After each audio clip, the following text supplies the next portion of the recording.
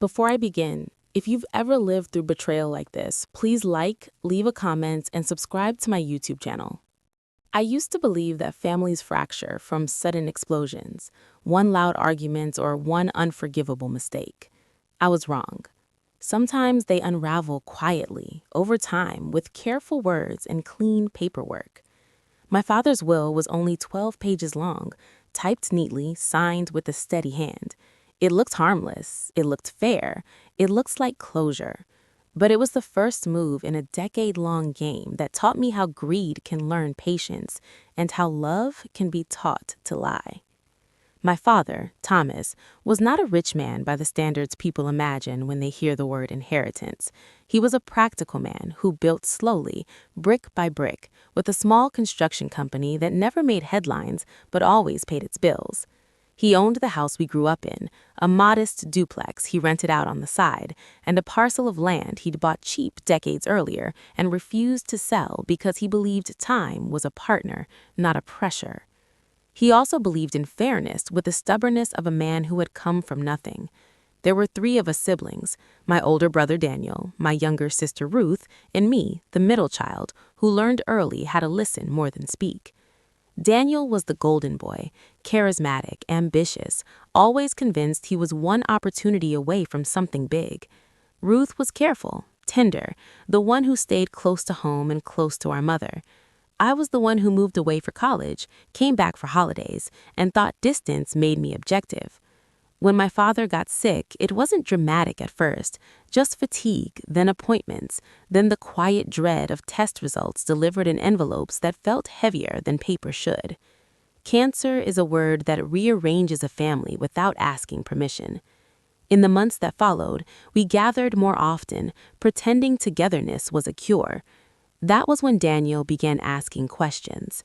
Not directly, not crudely, he framed them as concern. Was Dad's paperwork in order? Did he have a will? Had he thought about minimizing taxes? He said it the way people do when they want to sound responsible. I remember feeling a small discomfort then, like a pebble in my shoe. I ignored it. My father noticed everything, even when he pretended not to. He called me one afternoon, asked me to come by alone. We sat at the kitchen table where he used to help me with math homework, his hands thinner now, his voice still steady. He told me he'd finished his will. He said he wanted me to know because I was the one who would read it calmly. He smiled when he said that, as if calm were a skill I'd practiced for this moment. He told me the estate would be divided equally, 1/3 to each of us. The house would be sold unless 2 of us agreed to buy the other out. The business would be valued by an independent accountant.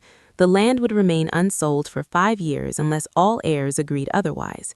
He said these things like instructions for assembling furniture, confident that clarity would prevent conflict. I believed him. When he died, grief moved in layers. First the shock, then the rituals, then the silence after the casserole stops coming. We gathered in a lawyer's office 2 weeks later, sitting in chairs that were too stiff for people trying not to cry. The lawyer read the will. It was exactly as my father said. Equal shares, clear conditions, no surprises. I remember looking at Daniel, expecting disappointment.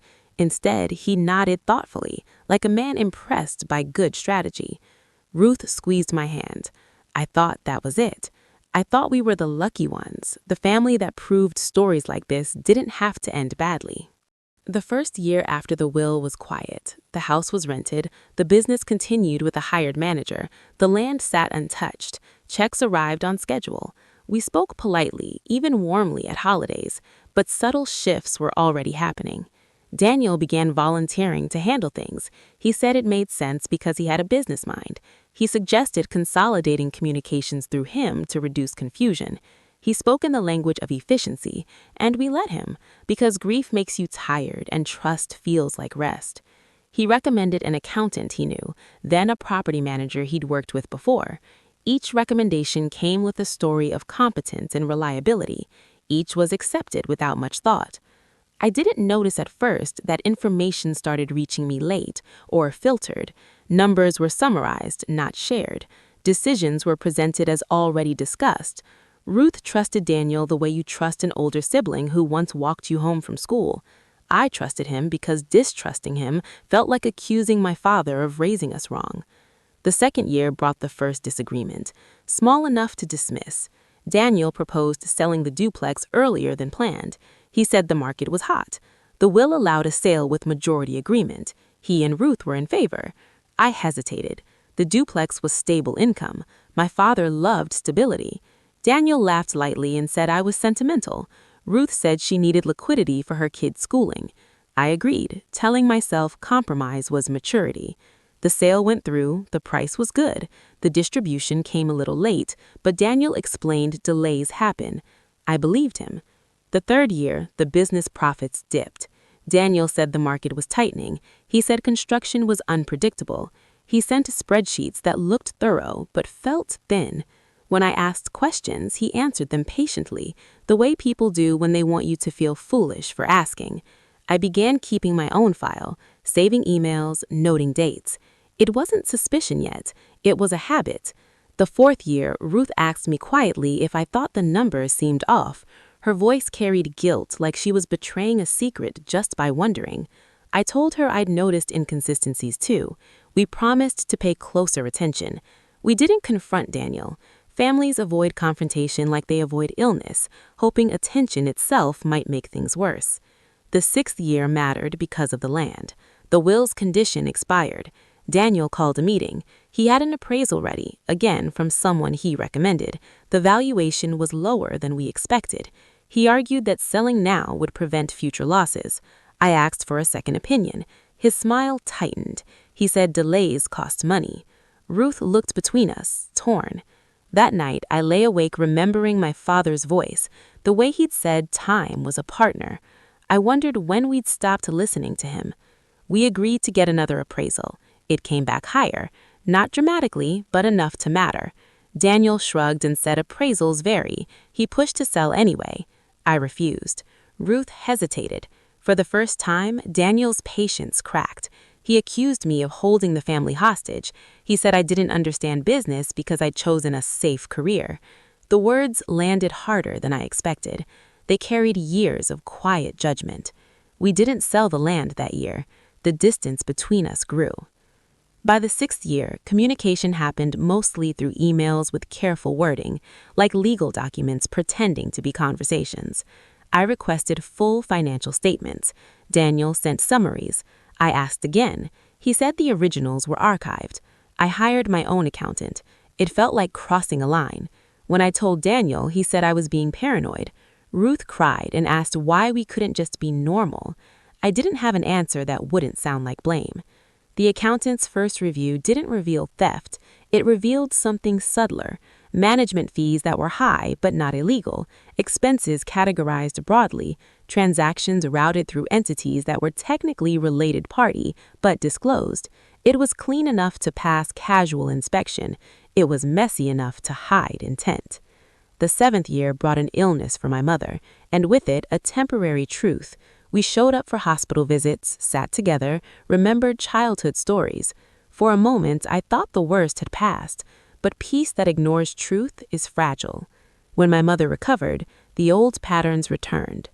The eighth year, Daniel proposed restructuring the remaining assets into a family trust, with him as managing trustee. He said it would protect us from ourselves. I declined immediately. Ruth hesitated.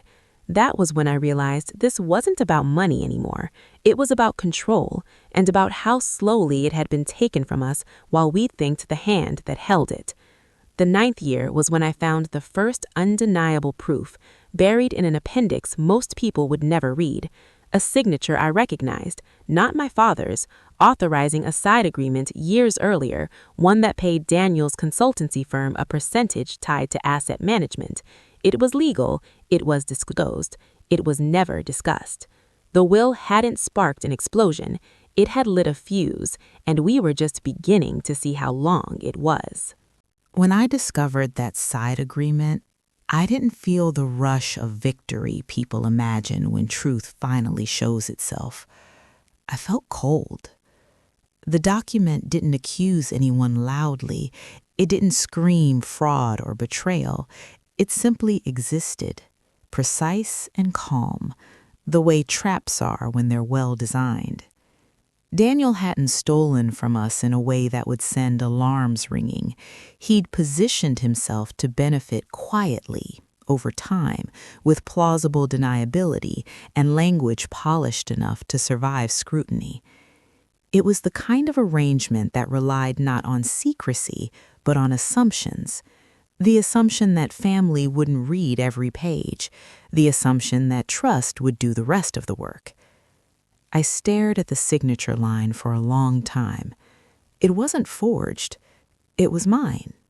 Or rather, it was a scanned version of my signature, lifted from an unrelated consent form years earlier, attached to a digital packet I'd approved without realizing the scope.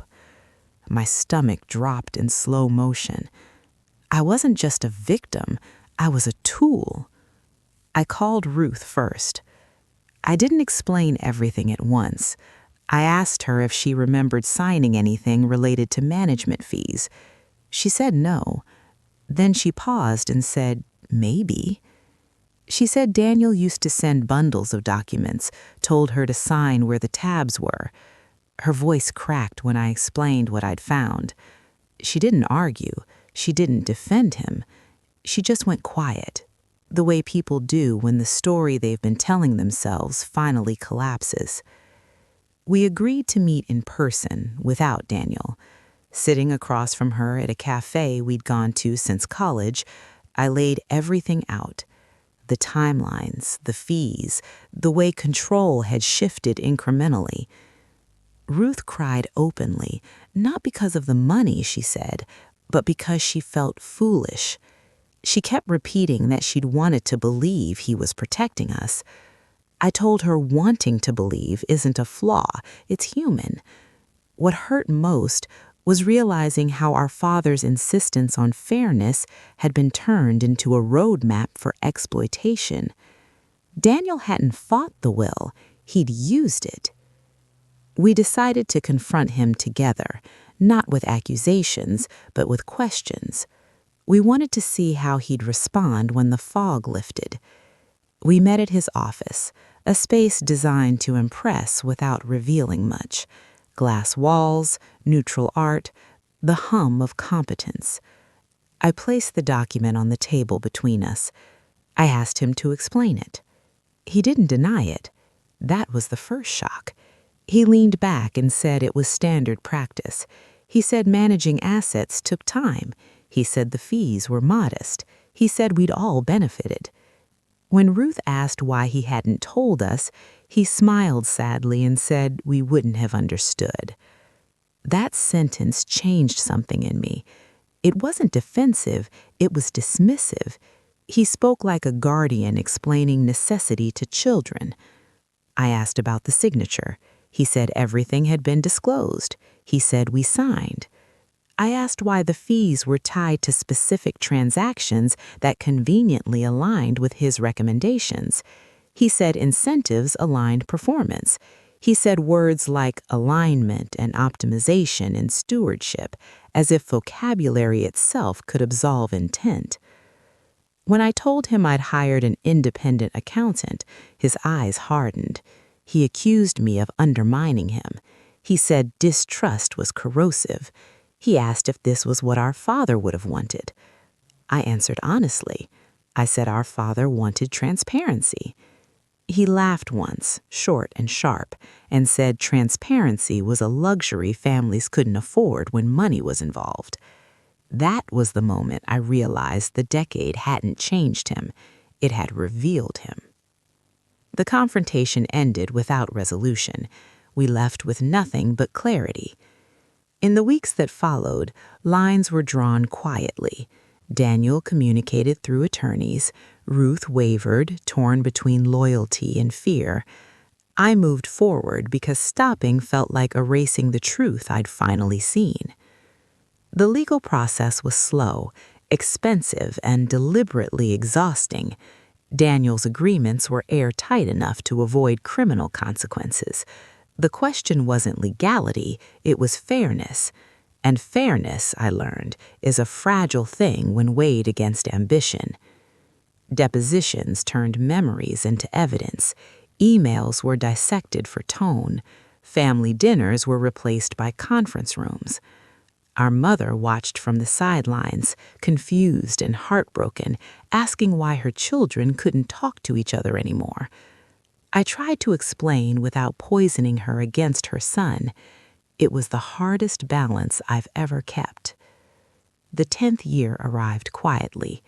The land, still unsold, had appreciated significantly. Ironically, my father's patience had been right. A buyer made an offer that changed the stakes. Daniel wanted to proceed quickly. This time he couldn't. The legal review stalled the sale. For the first time, time worked against him. During mediation, something unexpected happened. Daniel admitted, not to wrongdoing, but to resentment. He said he'd always felt responsible. He said he'd carried the family's future on his shoulders. He said the fees were his compensation for that weight. Listening to him, I felt a strange mix of anger and sadness. Responsibility doesn't grant ownership. Burden doesn't justify secrecy. But I understood how easily stories we tell ourselves become shields. The settlement didn't punish him the way movies would. It restructured everything. Independent management, clear reporting, restitution in the form of reduced future fees rather than dramatic repayments. It wasn't satisfying if you wanted revenge. It was stabilizing if you wanted peace. Ruth accepted it immediately. I hesitated, then agreed, not because I forgave him, but because I was tired of living in reaction. The sale of the land went through under the new structure. The proceeds were distributed fairly. The numbers finally made sense. There was no triumphant ending, no courtroom confession, just a quiet recalibration of power. Daniel didn't apologize. He stopped just short of regret, offering something like acknowledgement. We don't spend holidays together now. We send cards. We attend weddings with careful distance. Our family didn't explode. It thinned. Looking back, the will didn't create greed, it exposed it. My father believed clarity would protect us. He underestimated how adaptable desire can be. What I learned is this: trust without verification isn't virtue, it's vulnerability. And love doesn't mean silence. If I could speak to my younger self at that lawyer's office, I'd tell them to read every page, to ask the uncomfortable questions early, to remember that fairness isn't automatic just because it's written down. It has to be defended, gently but firmly, especially among those who know how to speak your language. After the settlement papers were signed and the land sale finalized, I expected relief to arrive like a wave, something cleansing and decisive. Instead, what came was a long, uneven quiet. The kind of quiet that forces you to sit with what's been lost, not just what's been saved. Money settled into accounts, numbers aligned, spreadsheets finally told the same story across pages. But families don't rebalance the way ledgers do. They remember. In the months that followed, I replayed the decade in my head, not as a legal case, but as a series of small choices that had slowly reshaped us. I remembered the first time Daniel volunteered to handle things, how grateful I'd been to step back. I remembered the way Ruth looked relieved whenever someone else decided for her. I remembered my own silence, justified as patience, reframed later as avoidance. It was uncomfortable to admit how much of the damage had been enabled by our desire to keep things easy. My father used to say that hard conversations were like splinters, painful to remove but worse if you let them fester. I wished I'd listened sooner. Our mother declined after everything came out, not physically at first, but emotionally. She began confusing timelines, asking why Daniel hadn't visited in so long, why we all seemed busy. I found myself editing reality for her, smoothing edges because the truth felt too sharp. When she passed, 2 years after the settlement, grief returned with a different texture. It wasn't just loss, it was the weight of what we hadn't resolved while she was alive. The funeral was polite, controlled. Daniel stood on one side of the room, Ruth and I on the other. We spoke when necessary. We avoided eye contact when we could. Afterward, I went back to the house I'd grown up in, now sold to strangers, and sat in my car longer than I needed to. Places carry echoes.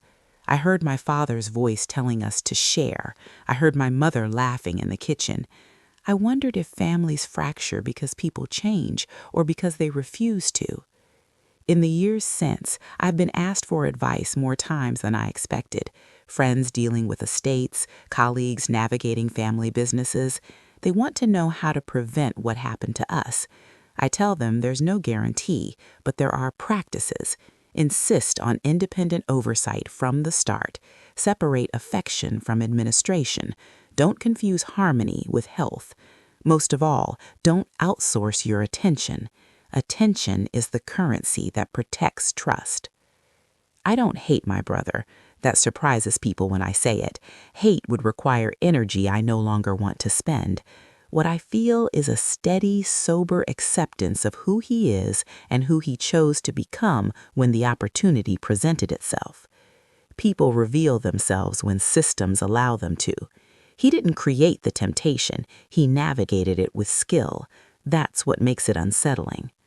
Ruth and I are closer now, bonded by a shared reckoning. We talk honestly about our fears, about how easily love can become leverage when money enters the room. She still carries guilt for signing what she didn't read. I remind her that trust isn't stupidity. It's a risk we take because the alternative is isolation. The lesson isn't to stop trusting, it's to trust with eyes open. Sometimes I think about the will itself, those 12 pages that started everything. My father believed in equal shares because he believed equality prevented resentment. What he didn't account for was asymmetry of information. Equality on paper means little when one person holds the map. The decade taught me that fairness isn't just about division, it's about process. Who decides? Who explains? Who benefits quietly while others stay unaware? If I were to rewrite the ending, not the legal one, but the human one, I'd imagine a conversation where Daniel said early on, "I'm scared of losing control, and I want to be compensated for the work I'm doing." We could have negotiated. We could have set boundaries. We could have preserved something. Instead, secrecy replaced dialogue, and strategy replaced care. That choice cost more than money. Now, when I tell this story, I tell it not as a warning against inheritance, but as a reminder of what clarity really means. Clarity isn't just writing things down, it's making sure everyone understands them. It's inviting questions before resentment grows roots. It's accepting that love doesn't eliminate conflict, it just changes how we're responsible for handling it. The decade of deceit didn't end with a bang. It ended with understanding, which is quieter but heavier. I carry it with me when I sign documents, when I advise friends, when I think about what I'll leave behind, because someday my own words will outlive me, and I don't want them to become someone else's battlefield. After my mother's funeral, something subtle but important shifted inside me. For the first time since my father's death, I stopped thinking of the inheritance as an event that had happened to us and started seeing it as a pattern we had stepped into. Grief had been the doorway, money the fuel, but silence had been the true architect of everything that followed. I began noticing how often silence showed up in other families too, dressed up as politeness, patience, or respect. People confuse not speaking with keeping peace, and they don't realize they're just postponing the reckoning. In our case, postponement became a decade. The distance between Daniel and me settled into something permanent after our mother was gone. Without her as the emotional center, there was no longer a reason to pretend we were orbiting the same gravity. We exchanged necessary messages through lawyers or brief emails stripped of warmth. Birthdays became acknowledgments, not celebrations. When I saw photos of him online, smiling at business events, I felt a faint ache that surprised me. Not jealousy, not anger, just the grief of knowing that whatever brotherhood we once had been quietly traded for control and justification. Ruth struggled more visibly. She tried, for a while, to keep some version of us alive. She invited Daniel to her children's birthdays. She sent updates about school plays and soccer games.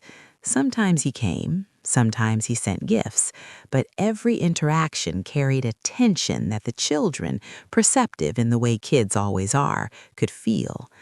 Eventually, Ruth stopped trying so hard. She told me she was tired of managing other people's discomfort at the cost of her own. I admired her for that. It took courage to accept that love doesn't always mean proximity. Professionally, the experience changed me. I became meticulous, sometimes to the point of obsession. Contracts were read line by line, clauses were questioned, advisors were vetted independently. Some colleagues teased me for being overly cautious. I smiled and let them. I knew what complacency cost. I also became the person people called when things started to feel off, but they couldn't explain why. I learned to listen not just to facts, but to tone, to gaps, to the things people avoided saying. Often, the warning signs weren't dramatic. They were delays, vague answers, too much reassurance. That's how deceit survives, not through force, but through fatigue. There were moments, alone, late at night, when I replayed conversations with my father and wondered if he had sensed any of this. I don't think he anticipated Daniel's choices, but I do think he trusted us to correct course if something went wrong. That was the part we failed. We assumed fairness would enforce itself. We assumed love was self-regulating. It isn't. It needs structure, just like money does. Years later, I found myself drafting my own estate plan, a task that felt heavier than it should have. I worked with an attorney who asked thoughtful questions about family dynamics, not just assets. Who communicates well? Who avoids conflict? Who tends to take charge? It felt invasive at first, then necessary. I insisted on independent trustees, mandatory disclosures, regular audits. My attorney raised an eyebrow at how detailed I wanted things. I told her I'd seen what ambiguity could do. When I signed those documents, I felt a strange peace, not because I expected trouble, but because I refused to leave uncertainty behind me as a legacy. Occasionally, I wonder if Daniel ever reflects on the decade the way I do, if he frames it as a misunderstanding, a necessary efficiency, or a justified reward. People rarely see themselves as villains. They see themselves as problem solvers who were misunderstood. I've learned that closure doesn't require agreement. It requires acceptance. Accepting that explanations may never come, accepting that accountability might be partial, accepting that some relationships don't heal, they scar, and scars, while permanent, don't bleed anymore. The moral of my story isn't that money corrupts absolutely. It's that money amplifies what's already there. Ambition becomes hunger. Insecurity becomes control. Care becomes leverage. If your family has strong habits of honesty and shared responsibility, inheritance can be uneventful. If it doesn't, inheritance becomes a mirror that's hard to look into. When people ask me now whether I regret not fighting harder or earlier, I answer carefully. I regret not asking better questions sooner. I regret mistaking calm for clarity. But I don't regret choosing resolution over revenge. Holding on to anger would have meant letting my brother's choices continue to shape my life. Letting go didn't excuse him, it freed me. Time has softened some edges. When I think of my father now, I remember his laugh more than his will. When I think of my mother, I remember her hands folding laundry, humming to herself. Those memories belong to me, untouched by contracts or courtrooms. They remind me that family is more than its worst chapter, but that chapter still matters. It taught me that love without boundaries is fragile, and boundaries without honesty are useless. The decade of deceit ended, but the lesson continues, quietly guiding my choices. And maybe that's the closest thing to justice ordinary families ever get. As more years passed, the story settled into something I carried rather than something that chased me. That doesn't mean it stopped shaping my days. It simply stopped demanding constant attention. I learned the difference between healing and forgetting.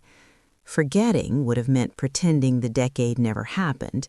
Healing meant remembering it accurately without the heat of anger distorting the facts. One afternoon, nearly 12 years after my father's death, I ran into someone who had worked closely with him during the early days of the construction business. He was retired now, slower, but his memory was sharp.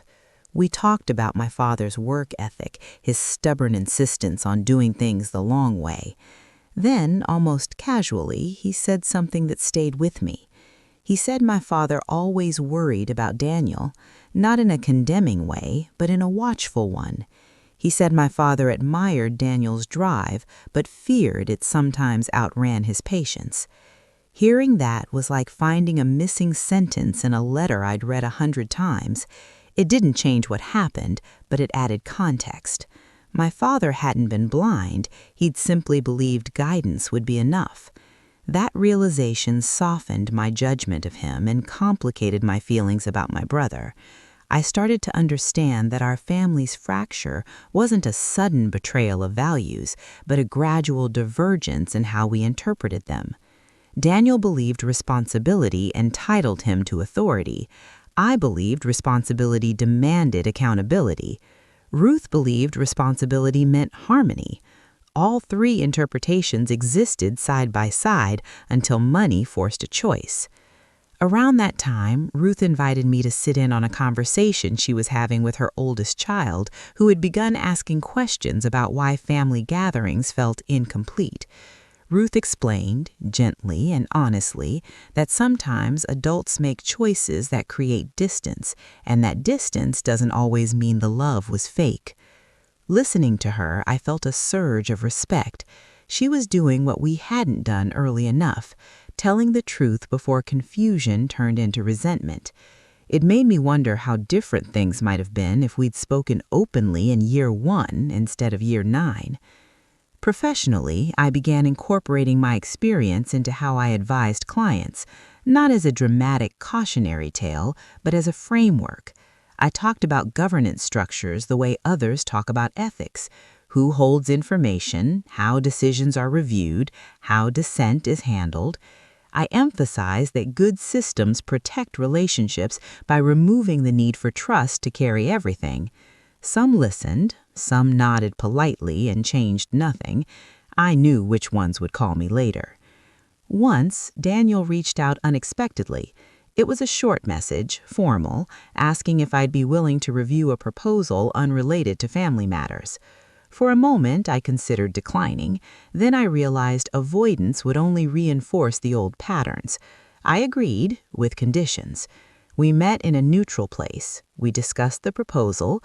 It was competent. I offered feedback. We kept things professional. At the end, he thanked me. Not warmly, not coldly, just factually. As we stood to leave, there was a pause, the kind that invites something personal. He didn't take it, neither did I.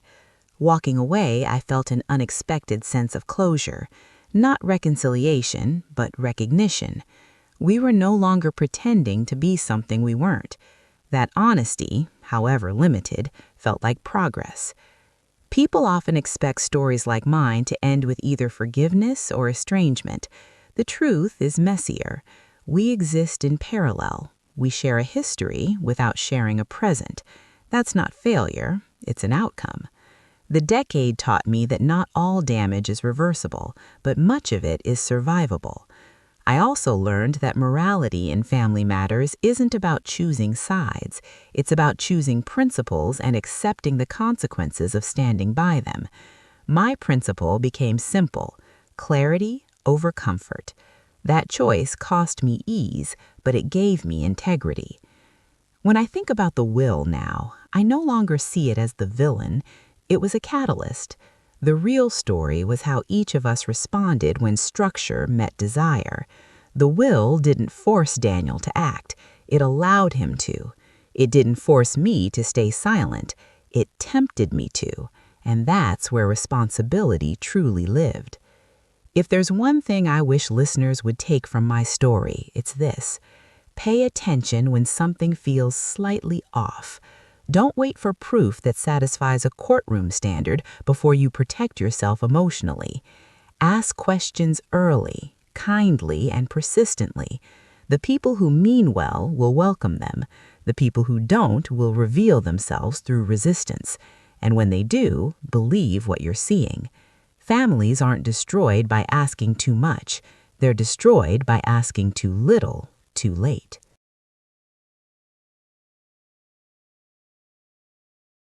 By the time the story had fully settled into my bones, I stopped introducing it as something that happened to me and started recognizing it as something that shaped how I move through the world.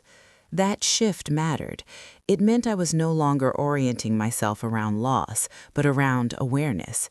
Awareness is quieter than anger, less dramatic than forgiveness, but far more durable. It changed how I listened to people, especially when they spoke about fairness and sacrifice. I learned to hear what was implied, not just what was said. I noticed how often people use the language of burden to justify control, and how easily good intentions could slide into entitlement when no one pushed back. Ruth and I developed a rhythm that felt earned. We talked more honestly than we ever had growing up, not just about Daniel, but about our own tendencies. She admitted how much she feared conflict, how she sometimes mistook peace for safety. I admitted how easily I retreated into logic when emotions became uncomfortable. We laughed, sometimes bitterly, at how predictable our roles had been. There was relief in naming them. It felt like stepping out of a script we hadn't realized we were following. Our conversations weren't therapy sessions, but they were deliberate. We chose clarity over politeness. That choice strengthened something that had been quietly strained for years. Occasionally, Daniel surfaced in our conversations, usually triggered by something mundane, a news article about inheritance disputes, a mutual acquaintance's messy divorce. We spoke about him without venom. That surprised me most. The anger had burned itself out, leaving behind something like sadness mixed with acceptance. I no longer fantasized about him admitting wrongdoing or expressing remorse in the way stories like to conclude. I understood that his internal narrative likely didn't include guilt. It included justification. Accepting that freed me from waiting. Time did something else I hadn't anticipated. It made the story less about money and more about identity. Who was I before the decade? Someone who believed that being reasonable would naturally lead to reasonable outcomes. Who was I after? Someone who understood that reasonableness requires enforcement, that boundaries aren't accusations, they're definitions. Without them, relationships blur into assumptions that benefit the most assertive person in the room. That lesson followed me into friendships, partnerships, even casual agreements. I became comfortable saying no without over-explaining. I stopped apologizing for asking questions. The people who valued me adapted. The ones who didn't drifted away. That, too, felt like a kind of inheritance. One evening, years later, I found myself rereading my father's will, not for legal reasons, but out of curiosity. I noticed something I hadn't paid attention to before, a short paragraph near the end, written in simpler language than the rest. It wasn't enforceable, it was more like a note. He wrote that he hoped we would remember that the assets were tools, not trophies, and that our relationships mattered more than any distribution. At the time, those words felt obvious, almost decorative. Reading them later, they felt heavy. He had tried, in his way, to warn us. He just hadn't known how to translate wisdom into safeguards. That realization didn't make me angry at him. It made me compassionate. Parents do the best they can with the information they have. Sometimes their mistakes only become visible when their children inherit the consequences. I started telling my story more openly, not as entertainment, but as context when mentoring younger colleagues. I talked about how power concentrates when no one is watching, how transparency isn't mistrust, but maintenance. I watched some of them nod, recognizing patterns in their own families. I watched others dismiss it as unlikely. I didn't push. Experience teaches differently than advice ever can.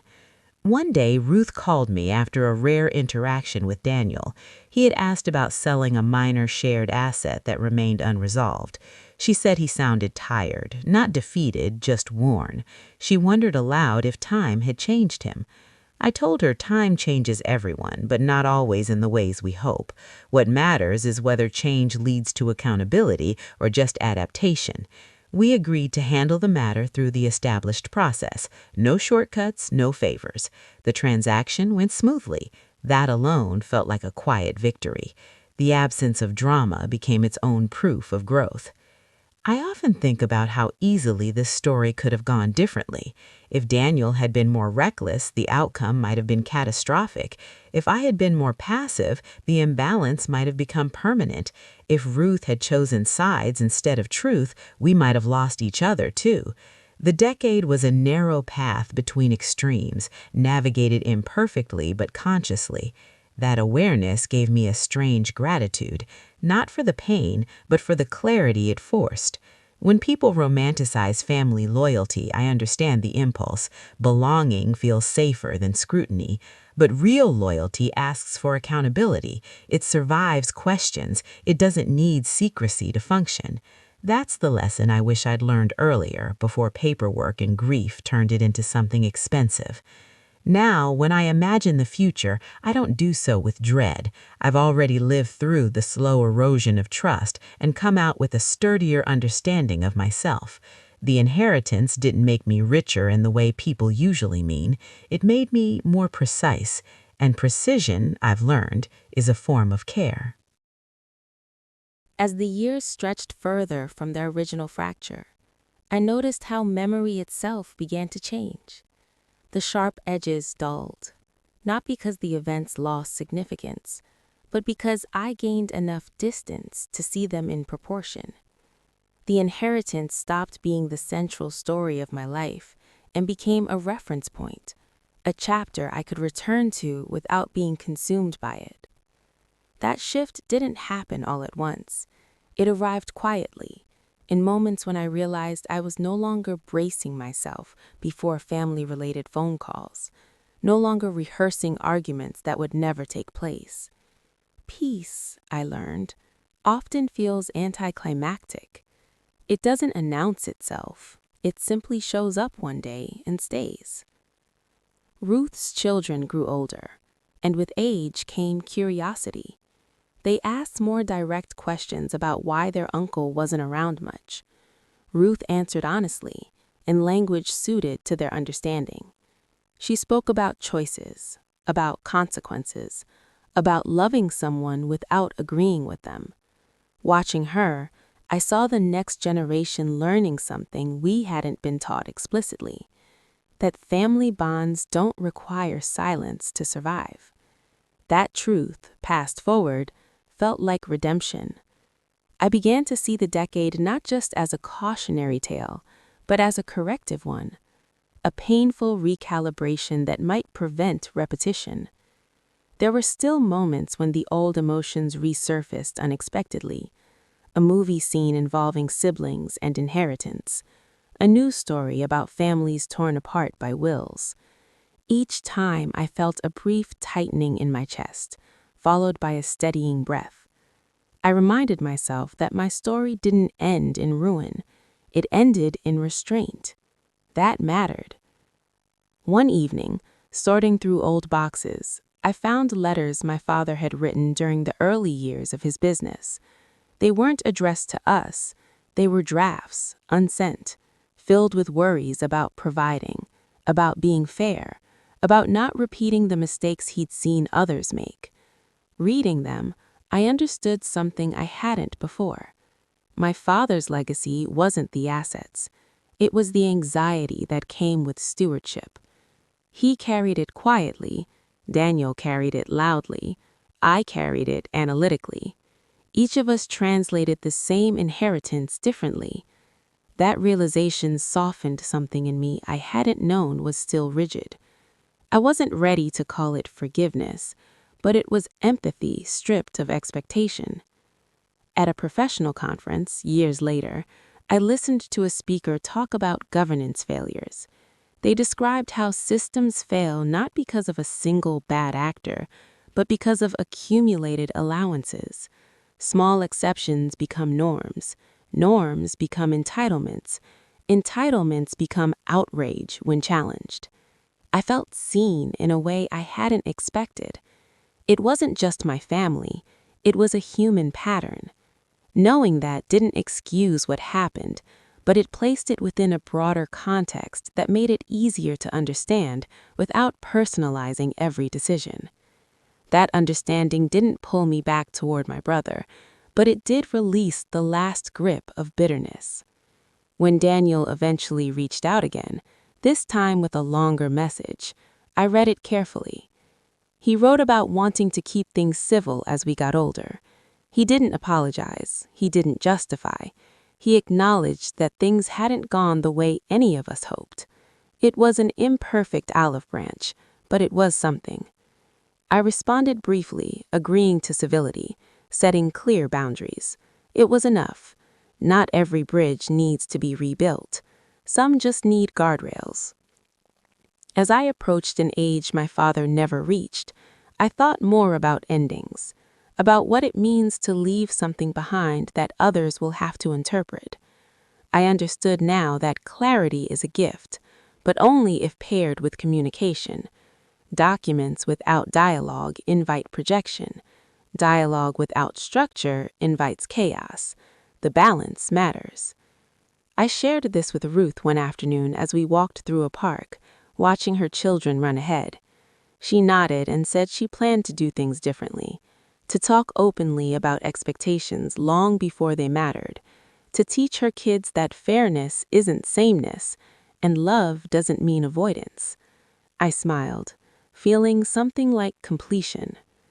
The decade of deceit didn't get the dramatic reckoning stories often promise. It got something quieter and perhaps more realistic. Understanding, adjustment, and a future shaped by better questions. If there was a climax to my story, it wasn't the discovery of documents or the legal settlement. It was the moment I stopped waiting for someone else to validate my experience and started trusting my own perception. That shift changed everything.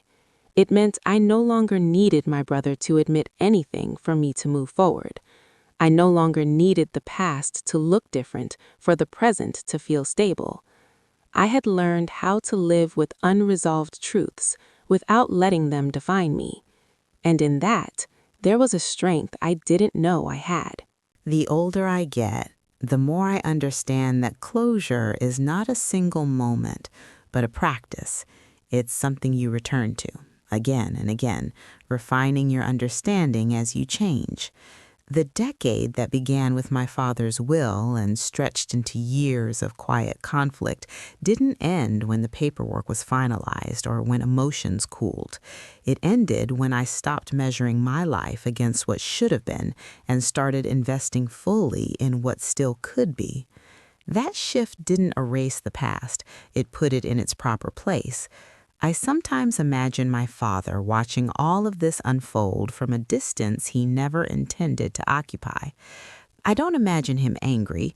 I imagine him thoughtful, perhaps regretful, perhaps resigned to the reality that no plan survives contact with human nature.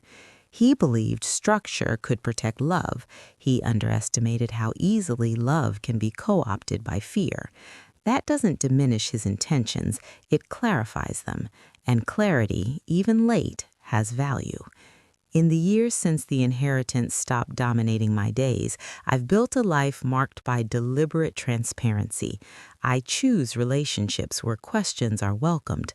I work in environments where accountability is normalized. I don't confuse discomfort with danger anymore. That distinction alone has spared me countless small betrayals. The story of my family became a compass, not a wound. It points me away from silence and toward engagement, even when engagement feels awkward. Ruth and I remain close, bound not just by shared history, but by shared growth. We talk openly about aging, about responsibility, about what we want to leave behind.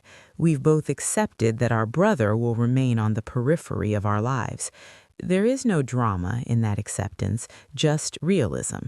Daniel exists as he is, not as we wish him to be. That, too, is a form of peace. Occasionally, someone will tell me they're facing something similar and ask what they should do. I resist the urge to prescribe. Every family has its own chemistry. But I do offer this. Pay attention to patterns, not promises. Promises are easy when stakes are abstract. Patterns reveal themselves under pressure. If I had watched patterns instead of listening to reassurances, the decade might have unfolded differently. Or maybe it would have unfolded the same, but with less confusion and self-doubt. Either way, awareness would have reduced the cost. When I think about inheritance now, I think less about money and more about narratives. What stories do we hand down without meaning to, about who deserves control, about who should stay quiet, about what loyalty requires? Those stories, left unexamined, can do more damage than any unequal distribution ever could.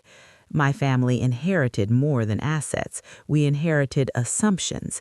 The decade forced us to confront them painfully, imperfectly, but ultimately productively. I no longer tell this story with bitterness or even with warning in my voice. I tell it with steadiness.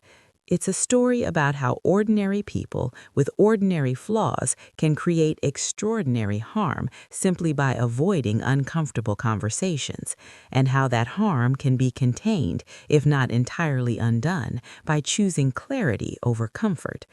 If there is a moral to all of this, it's not that you should mistrust your family, it's that you should respect them enough to be honest. Honesty early feels risky. Dishonesty later costs more. My father's will sparked a decade of deceit, but it also sparked a lifetime of discernment. That discernment has become my true inheritance. It informs how I love, how I work, how I listen. It reminds me that peace isn't the absence of conflict, it's the presence of understanding, and understanding, once earned, is something no one can quietly take from you. As I look back now, I no longer measure the inheritance by what was gained or lost on paper. I measure it by what it taught me about people, about silence, and about the quiet power of paying attention. My father left us assets, yes, but the true legacy came later, when I learned that love without honesty can slowly rot, and that peace built on avoidance is only temporary. The decade of deceit didn't destroy me or my sister. It sharpened us. It taught us how to speak, how to question, how to protect our integrity without becoming cruel. My brother chose a different lesson, and I've accepted that his path no longer intersects with mine in any meaningful way. That acceptance is not bitterness, it's clarity, and clarity is freedom. If you're listening to this and standing at the beginning of a similar story, don't wait 10 years to trust your instincts. Ask the questions, read the pages, protect the relationships that are willing to meet you in the light. Because money will always come and go, but the cost of silence can follow you for a lifetime. This was the family inheritance I never expected, and the truth I carry forward so it doesn't have to be repeated.